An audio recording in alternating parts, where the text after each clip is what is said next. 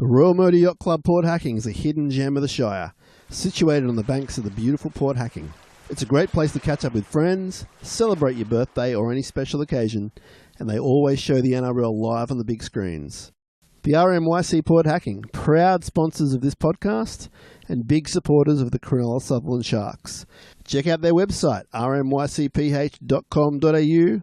They've got a Facebook page, or you could go old school and call them on 02 9523 9300. Sharkcast! Sharkcast!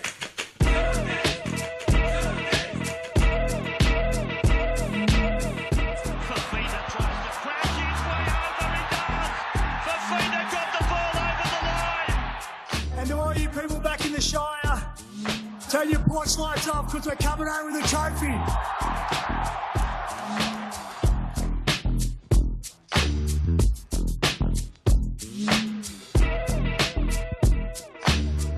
Hey there, welcome to Sharkcast, a podcast dedicated to the greatest sporting club in the history of the world, the mighty Cronulla Sharks. This short, sharp, interview-based Team List Tuesday episode is brought to you by Dyson Logistics, the legends of the Royal Motor Yacht Club in Port Hacking, and our good friend Jason Hawes, Cripps and Cripps Real Estate. My name is Sam Shinazzi, OG 2015. 11 seasons of podcasting. Pretty good ones too, with a lot of help from a lot of people. Going back to Adam Newman, the Newmanator, back in the early days, and all of the crew that have helped me along the way. This is not a solo project. Thanks so much for all your support. Appreciate everything. Thank you for subscribing, liking, sharing. Please keep doing it, and we will continue to grow. This is the first episode of the week, more or less, and we got some more to come for you. Members round, huge week down at Sharks Stadium, and we play the Knights coming to town. Men's and women's premiership competition. It's going to be a ripper of a day on Sunday. Make sure you are there if you can get down there. Get your ticket now because it will sell out. So, on this episode, you're going to hear an all-in presser with Blayke Brailey. Pretty good one too. And you're going to hear individual chats with Jesse Colquhoun and also with Braydon Trindall. Now, before we get to that, let's talk about the team. Here is your Cronulla Sharks team to play the Newcastle Knights on Sunday at 2 o'clock. Your fullback is Will Kennedy. Your wingers are Sione Katoa and Ronaldo Mulatalo. Very interesting and cool looking centre partnership of Mawini Harotti and KL Iro returns for the first time in ages. Welcome back, KL. Halves are Trindall and Hines. Your front row is AFB and Toby Rudolph, with Blayke Brailey captaining the team. Blayke Brailey is captain. So front row of Fanua Blayke Brailey and Toby Rudolph. Your back row is Billy Burns, Teague Wilton and Jesse Colquhoun. It's a bit of a different looking pack there. Let's go through that again. Fanua Blayke Brailey, Toby Rudolph, Billy Burns, Teague Wilton and Jesse Colquhoun will lock the scrum. On the immediate bench, Hohepa Puru, Sifa Talakai, Tall Tom Hazelton and the returning Braydon Hamlin-Welly. Your 18th man is Dan Atkinson. Your extended bench is Tuku Haitapua, Jaden Beryl, Sam Stonestreet and Nephi Peru. So that bench again, Hohepa, Talakai, Tall Tom and BHU. 18th, Dan Atkinson. Extended, Tuku, Beryl, Stonestreet and Nephi. So different looking team there for the Sharks, and not a bad looking team either. Interested to see what they can do out there against a very desperate Knights team and very out of form, it has to be said, Knights team. But last year we saw the same thing and they took us to Golden Point, and it took the 18th man now, Dan Atkinson, who I think was 5'8" then, to kick a field goal. So let's hope it doesn't get that close this week. But that is your men's team. So let me know what you think of that. Get in touch via all of the social DMs, or you can write to us on our website, sharkcast.com.au. There's a contact page. You can leave a voicemail, or you can get in touch with us the old-fashioned way, sharkcastpod@gmail.com. Whatever you want to do, we'd be happy to hear from you, that's for sure. Let's hop over to the NRLW side of things.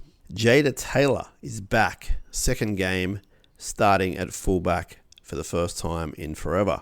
Your wingers are Cassie Staples and Georgia Ravics. Your centres are Tiana Penatani and Grace Lee Weeks.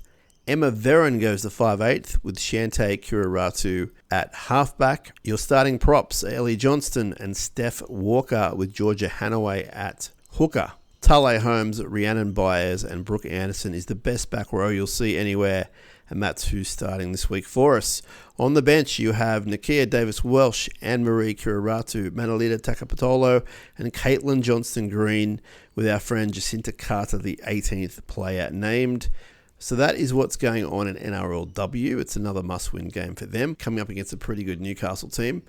But let's get the double again this year. I had a lot of fun last year at Members Round. I'm going to have a lot more fun this year as well. And let's get the double. You'll be hearing more NRLW content later in the week, all being well. Touch wood. We've got a few things lined up. So stay tuned, probably Friday-ish, and you'll get some NRLW content exclusively from us.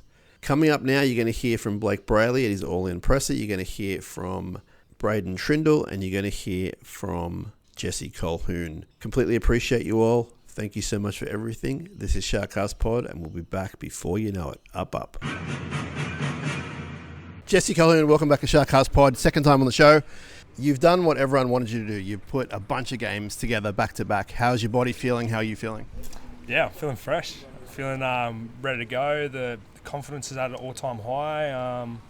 Just can't wait to get another opportunity this weekend and keep the form going. Now, captain's down for a while. You're going to get a lot more time at lock, is my feeling. How do you feel about that? Yeah, it's definitely unfortunate to see skipper Cam go down. You know, he's such an inspiration, not only for myself but for our team. But yeah, you know, I'll take the opportunity with both hands. You know, been waiting for such a long time to make my mark on this team and in first grade, and I guess whatever happens will happen. Has he had any words to you since he went down? No, he just said just not to worry and just keep playing my game, and he was more so. I was just more so talking to him and seeing how he was, you know. Yeah. But again, like any sport, you're disappointed with the injuries, but he'll be fine.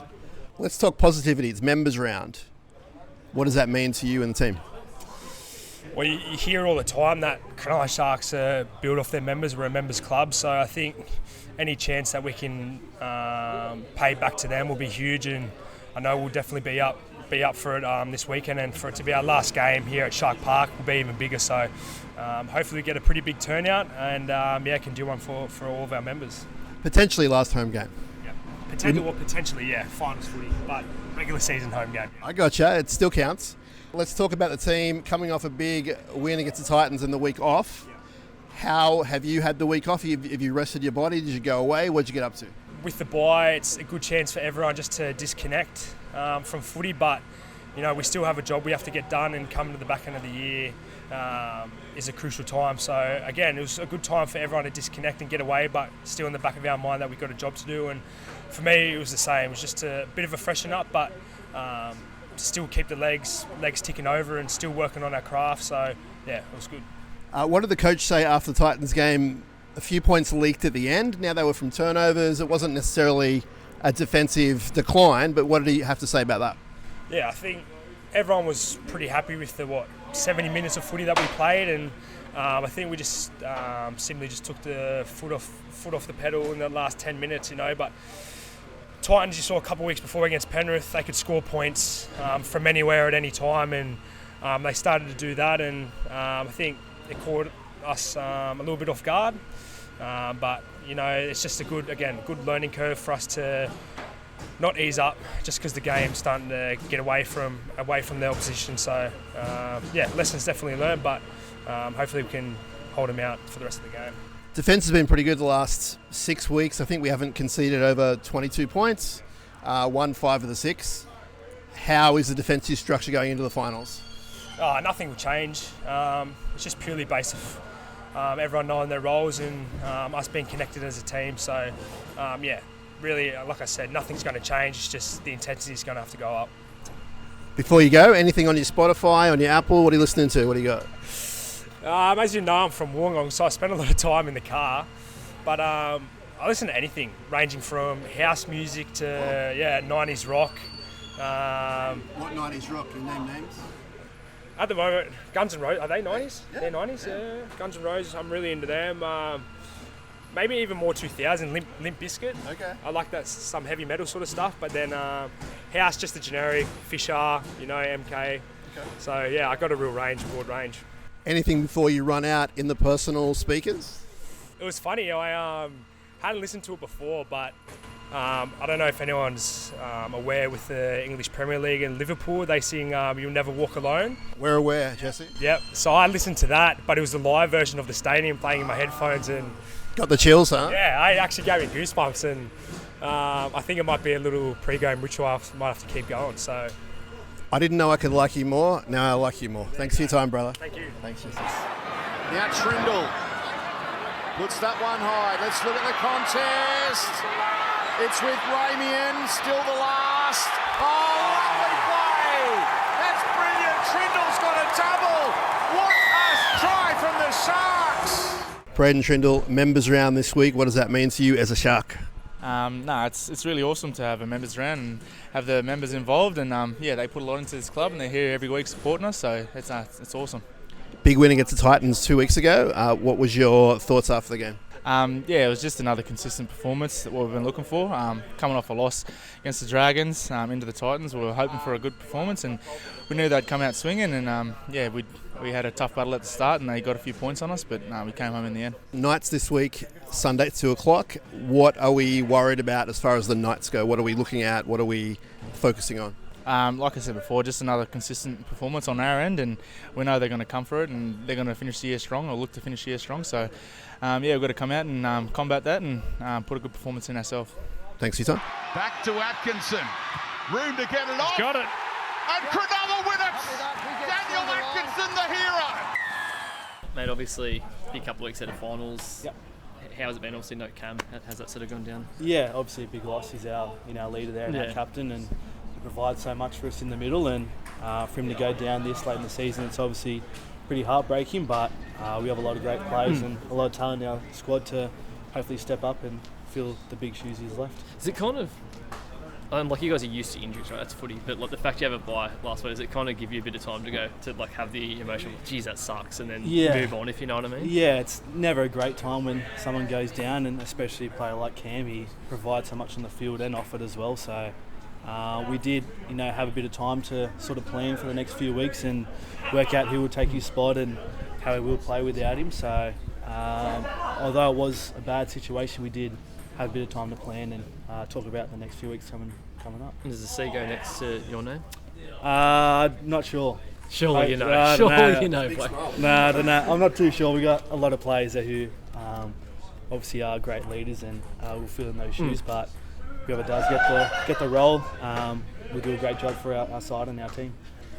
Penrith seem to be looking well ahead with their team selections and trying to work out where they're going to finish and things like that. How much time do you guys spend focused on later positions? Yeah, not too much. It's pretty easy to get caught up in, you need teams in front of you to lose and different scenarios, but I know for myself it's about winning and, you eliminate those scenarios if you just win yourself. So that's my focus at the moment. I don't want to rely on another team to play bad or to not perform. So I'm just worried about our squad and our journey and the next 2 weeks coming up. Done it a few times now, but what's it going to be like going up against your brother? Yeah, it's exciting. I just got asking if I'm the family favourite, but he recently had a baby, so I'm definitely not the favourite at the moment. So it's always an enjoyable time for our family, and I know I have a lot of support here from my family and friends, and it's always a great time to verse him, and we won last time, so hopefully we can do it again. I was going to say, Blayke, your future, mate. Sharks fans want to know whether you're staying or not. I understand it's getting closer. Yep. What do you think? Yeah, I think it's no secret how I feel about this place, and I know the club knows how I feel about the future here and where I want to be. And it's that old cliche, my manager's sorting it out. My focus is just about playing well, and but yeah, there's no doubt the club knows how I feel about this place. And being a local junior, I've been here my whole life, and they know where I want to be, and hopefully they can sort something out. Is it something that you prefer to be wrapped up before the finals, or is it something that you don't mind carrying into the finals? Yeah, it's always a bit of a tricky one. It can be a distraction, but my dad pretty well. He keeps us pretty level-headed. He controls things behind the scenes as well as with my manager, and you can get caught up in negotiations and worrying about that sort of stuff, but I'm not too right at the moment. It's been going for a few weeks now, so I've learnt to deal with it and not to read the headlines and the comments. And when it happens, it'll be great. But for this time being, I'm just letting it, be worried about with my manager and my dad there. Over the past couple of seasons, when the Sharks have bowed out, one short last year and seasons before, I know you've been pretty personally disappointed that's the end. This is the end. Yeah. Now that Cam's out, captain or no captain, you do need to play a leadership role in making the most of this opportunity. Is that fair to say that you don't want to waste this shot? Yeah, definitely. We're in a good position now, and I feel like we have been for a few years, and like you said, we just can't get over that last hurdle. And I know for our side we've experienced losses and wins, and we've taken lessons out of those games. And I know for myself, I want to bring a grand final back to our park and bring the trophy. I was there in 2016, and I know how the community responded. And I was down at Nrlw where the roads were shut, and there was thousands of people there, and I want that feeling more than anything. And I've dreamt about it. I've visualised it, and that's no doubt my focus for the year. And anything less than that, I'll always be pretty disappointed. Outside of the Sharks, there's not a huge rap on them being premiership contenders. You're flying under the radar. Any idea why that is? No, we've always sort of had that tag. We're a small club here. We're mostly the underdog, and the last few years we probably haven't performed well in those finals games. So in saying that, that's outside noise. We know what we can do here and what we're capable of, and that's all the belief I need. Jesse Colquhoun gets a shot at the starting 13 temple with Cam out. Yep. The tip is that he's been the teacher's favourite. Yep. Was that from him or someone else? Well, have you seen that? Have you seen the coach loves him? Oh, I'm not going to deny that, but they're both Wollongong boys, him and Fitzy, so they got a tight connection. And I know Fitzy really looks at players who work hard. They haven't been given much, and the best talent coming through, but they've worked hard to get to where they are, and he embodies that. And I'm super excited for him to get his chance and to show what he's capable of, because we all know he's a great player, and I'm sure we'll go out there and show everyone else how well he can perform. Like, do you sort of feel the way you're playing this year that, like, if the C is next to your name, that you're kind of in a spot in your career now where if that's the responsibility they put on you going into finals and trying to lead Cronulla for a final series, that you're sort of well equipped and able to sort of juggle both the captaincy as well as your own footy? Yeah, definitely. If I was to get the nod there, I'm not going to shy away from it. I'll, take it with both arms open and. He's annoying.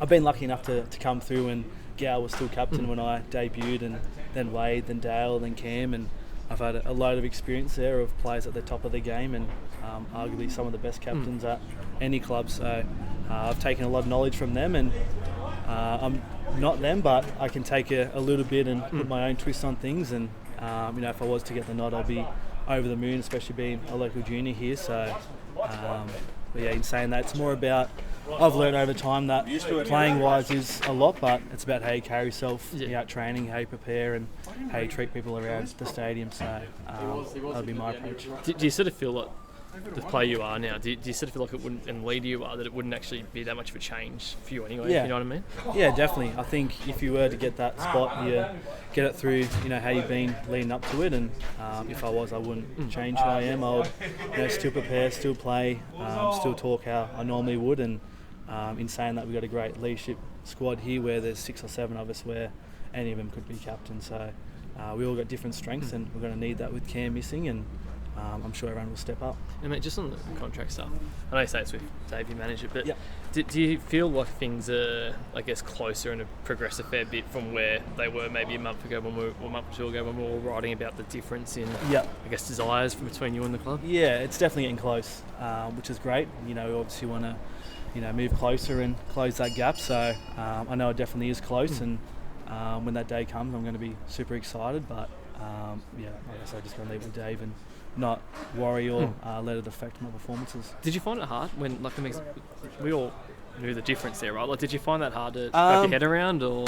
No, it was okay. I understand the process of it, and like I said, my dad, I'm really close with him with the footy side, and contracts and negotiations, and he sat down and explained it all. And he really knows how to make me focus on the games and not focus about that outside noise. So I've got to give a lot of credit to him and the way he's handled things. It's really made my job a lot easier. What do you say? Yeah. Say your dad. Yeah. Just say this is how negotiations go, mate. Yeah, pretty much. He just explains it all. He just he's just upfront and honest, which I appreciate and I love to hear. So he knows how the game works and behind the scenes work, and he just explained it all to me. And but his main message was just keep playing how you're playing, and all that stuff will take care of itself. And just on Josh as well, obviously the big news yesterday. Yeah. Heads up to the Gold Coast. What's he done for you, mate? Obviously the attacking coach, he's got a fair bit to do with you, but I assume you see as a guy who's ready. Everyone said that for a while, but what he's done for you as a player. Yeah, it was obviously tough news to hear.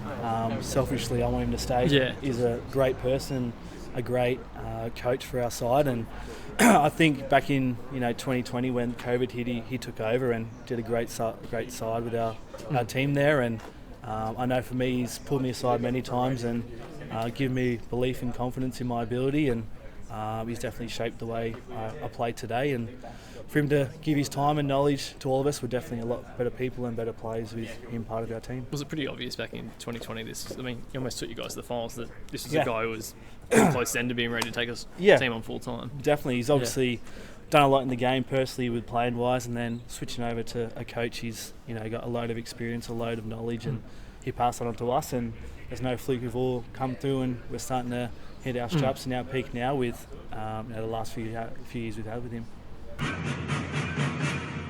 Sharkcast is supported by the best and most honest real estate agent in the Sutherland Shire, Jason Hawes from Cripps & Cripps Real Estate. He's an expert in the Caringbah region and has his eye all across the Shire.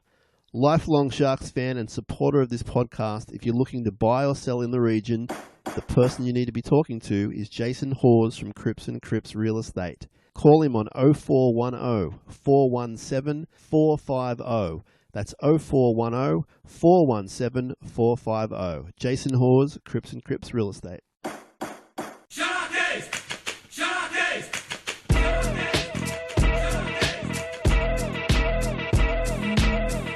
Fafita tries to crash his way over, he does! Fafita got the ball over the line! And to all you people back in the Shire, turn your porch lights off because we're coming home with a trophy.